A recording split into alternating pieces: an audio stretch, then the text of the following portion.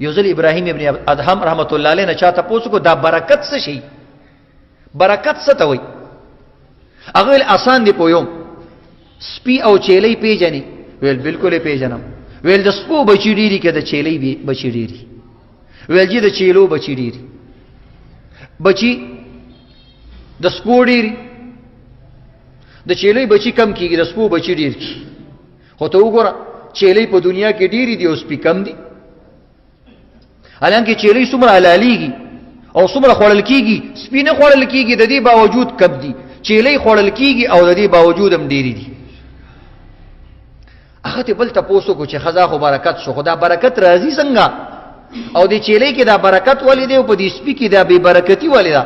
ویل د دې وجه دا ده چې چیلې ټول شپه آرام کوي او سار وختي پاسيږي. دا د عابدین او د صالحینو طریقه ده. او سپه ټول شپه غاپي او چې کله سار شي نو هغه ودشي. نو دی وجه نه د پجوند کې به برکتی ده او د چیلې پجوند کې الله برکتی خیر دی.